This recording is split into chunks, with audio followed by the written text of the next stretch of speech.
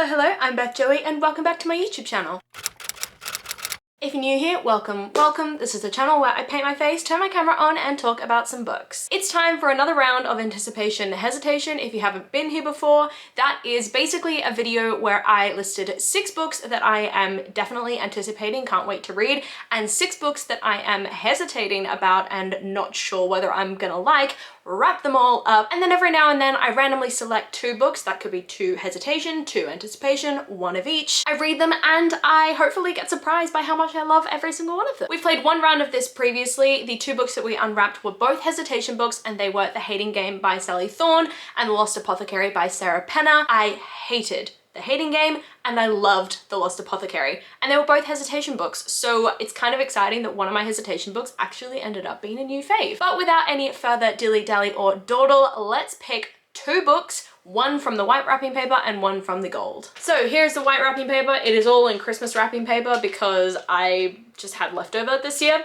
and I've got a bunch of time off at the moment, so I'm thinking I'm gonna feel ambitious and pick one of these bottom 2 because they are the bigger ones. So for ease, let's pick this one right off the very bottom. So let's unwrap the wrapping paper and see what book we get from this first selection. Ooh.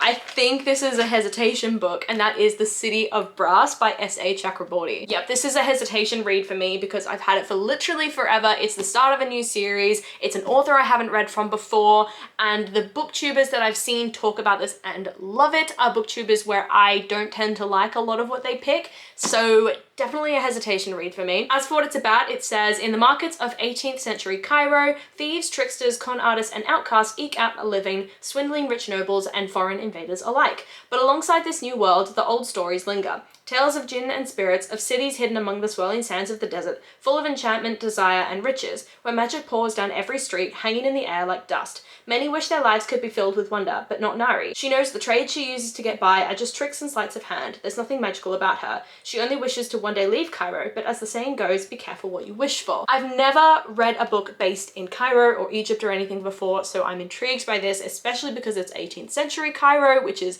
a world that is very unfamiliar to me. So yeah, I'm hoping this will be another one like The Lost Apothecary where I end up loving it, but we shall see. If the cover is anything to go by, then this is going to be good. Excuse the fact that my nails are all looking chipped and horrible, but that's the first book. Let's pick the second book from the gold pile. Okay, so the gold pile coincidentally happens to be a lot of the shorter stuff, but I think I still go bold and I pick this one here, which is the longest one in this pile. So let's pick whatever this is. Unwrapping this now, let's find out what book we are going to be reading alongside, before, after, whatever, The City of Brass.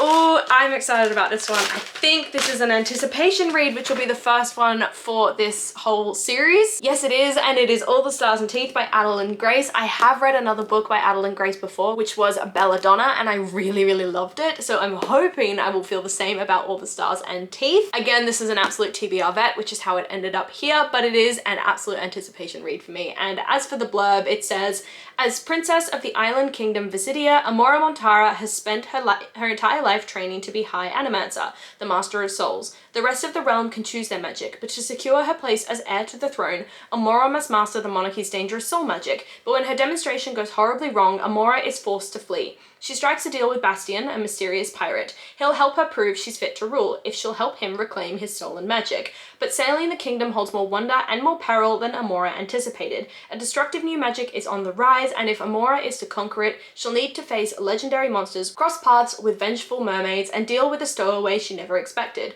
or risk the fate of Visidia and lose the crown forever. So it's another sort of pirate fantasy romance. The only other one that I've read was Fable by Adrienne Young, and I was sort of so-so about it. It was middle of the road, didn't love it, didn't hate it. I'm hoping though this is much more of an enjoyable experience. So let's figure out what I'm gonna be reading first. Okay, so out of the 2 of these, I think I am going to go with All the Stars and Teeth first, partially because I'm feeling simple, easy fantasy romance, and partially because my library has the audiobook ready for me to go, so I can just jump straight in and listen while I read. This is gonna be the first book. I will come back in a second once I've finished the book with my full thoughts and review.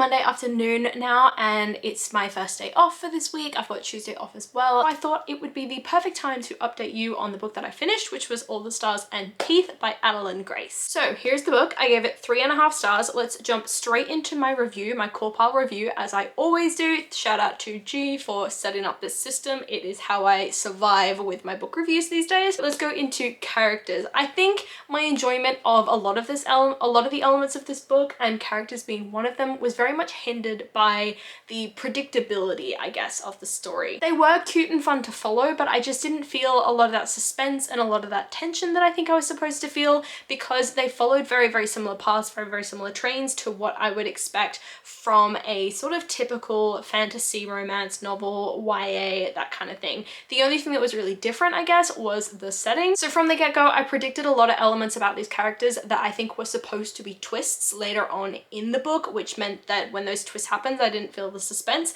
But as for the actual characters themselves, I did enjoy following them. I did enjoy reading from their perspectives, or the one perspective, because it was a single POV book, I think. I enjoyed reading from Amora's perspective, the main character, as she fought against the marriage that she was forced into, fell in love with a guy that she chose, and ultimately learnt about a history of her world and her family that was completely rewritten in favor of her family, and the betrayal that she felt as a result of that was really, really interesting to explore from her perspective, as she had to rewrite her understanding of this world that she thought she knew better than anyone else. Bastian, who was the sort of main male lead, was swashbuckling and suave, although I have to say that I hated the audio narrator's narration of his character whenever he was speaking. Her voice just did this weird raspy thing and it was really off-putting, but he was equal parts mysterious and adorable, which is just a perfect male lead in every sense of the word. He was just a cinnamon bun, but also very much like, I would do anything to protect you kind of guy. Ferric, who's the sort of third element to a love triangle that's definitely like introduced at the beginning, but then you know very quickly that, you know, she's not going to end up with Ferric. He, again, audio narrator, horrible, horrible interpretation of his voice. It was really off-putting and really, really cringy, but the character himself was fun and cute and just, you just want to give him a hug because he was so loyal and so devoted to his position and the people that he was sort of forced into relationships with. You know, you could tell that once he was set to be with someone that he would do anything for them. So it was interesting sort of seeing him explore the fact that the people that he was loyal to didn't necessarily feel the same thing for him, and him having those break moments where he goes, okay, I need to protect myself now because this person clearly doesn't care about me in the same way that I do. They're not willing to try in the same way that I do, so I'm gonna find something that, or find someone that is willing to do that for me. And it was really, really nice watching that play out. I would like a little bit more time with some of the other characters, like the mermaid, Vitea, because she was super sassy and spicy, and she was just a nice little bit of snark just like sprinkled in there, and I really, really want to see more from her. And I also really want more time with the big bad, understanding his motivations and what led to the decisions that he made to essentially massacre like whole islands worth of people in order to meet his goals that are all based on this history that he finds out about, or this sort of false interpretation of the history. That just didn't seem like enough of a motivating factor for me for him to go and do what he did. So I want to spend more time with that character and understand his relationship with some of the other characters that I mentioned and some of the relationships that are revealed as well. I just want to understand those dynamics a little bit more because I think that'll justify his actions a little bit more. As for atmosphere, because I was able to predict the plot, the atmosphere just wasn't as tense and suspenseful as I think it was supposed to be, but I will give this story credit for the really, really visual language and the way that it was able to really place me on that ship and, you know, in a journey sort of style story and keeping me intrigued, because journey style stories aren't something I usually enjoy. I think the atmosphere was sort of heightened enough that I was able to enjoy this one, and the beauty of the landscapes that they were describing were really, really well described, which transitions very smoothly into the writing. As I said, the way that writing was used to evoke imagery and the settings was incredible, but when it came to a lot of the characters' sort of interactions with each other and the fleshing out of some of the romances and relationships, it did get a little bit awkward at times. It did feel a little bit cliche, but maybe that's just because it's a YA story and I'm used to reading adult romances, which are a little bit less cliche, a little bit more nuanced, I guess, in those relationships. So maybe it's less to do with the book and more to do with the age rating. As for the plot, again, entirely predictable, which kind of ruined it a little bit for me, but still enjoyed how it all turned out, enjoyed the way that it flowed with that sort of somewhat predictable storyline, enjoyed the way it sprinkled in a few things that I didn't expect, and I liked how the relationship and the romance was developed and the found family aspect was developed between the characters as well, which was a nice sort of subplot to layer through the story and that I really enjoyed. As for intrigue, not to repeat myself, but it was definitely hit by the predictability of this story, but enough was sort of done with the setting and the writing and the characters and how lovable everybody was to really keep me hooked, and I read this pretty much in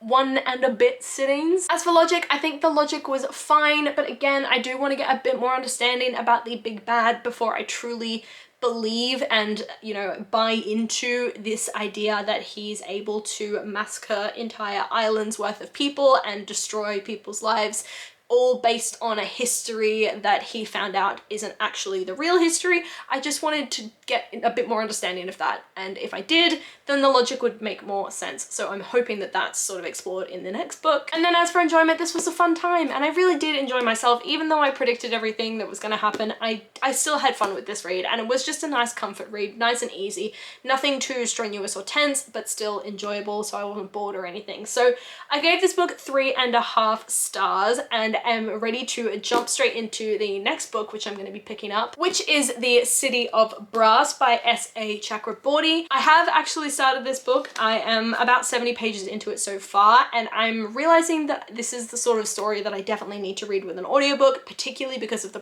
pronunciation of the language used. It's words that I'm not familiar with. I'm not familiar on the spelling. I'm not familiar with the pronunciation of those words. So in order to fully understand and enjoy and feel like my reading experience of this isn't stunted because I'm constantly stumbling over things, I'm going to be listening to the audiobook as well. And I did pick up the audiobook and it has made the experience a little bit smoother for me, so I'm going to continue on that strain. Anyway, enjoying the book so far. I'm going to keep going with this story and I will let you know my thoughts in a little bit.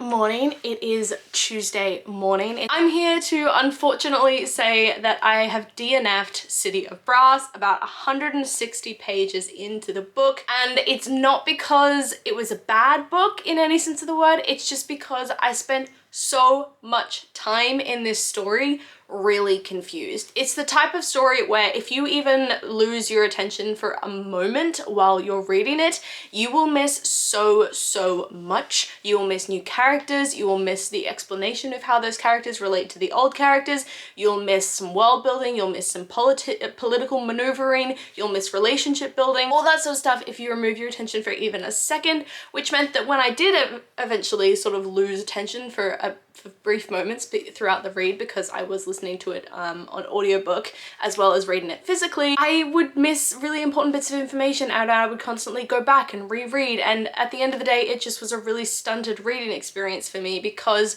I was so confused. There's also a lot of different cases in this story where one word is used to describe multiple groups of people, multiple types of people, multiple like species, I guess, of people, but then the reverse is true as well. There are multiple words used to describe one group of people, and it ended up just being a lot of names, a lot of species names, a lot of types of different factions and plot lines and all these sort of things that just all got messed up in my head, and I didn't know where I was at any point in time when I got to the point that I DNF'd this book. I was essentially in the middle of a chapter where a bunch of words that I know had been introduced earlier in the story were being used. Those names are the groups and the character names, and I didn't know who any of them were. I didn't know what any of the species were. I didn't know what the Deva was because it seemed to be changing all the time, so I gave up on the book because I was confused. That is just a reading experience for me. I am confused. So this is the end of my second round of anticipation hesitation. I read All the Stars and Teeth, which was a anticipation book for me,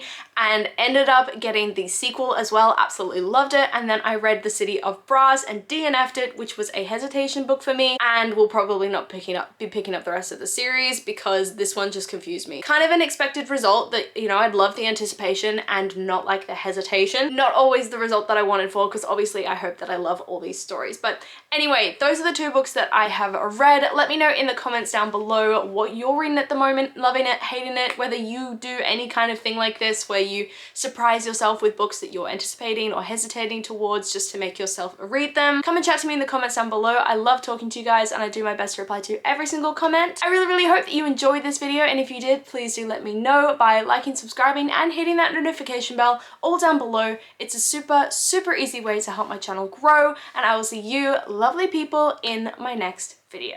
Bye!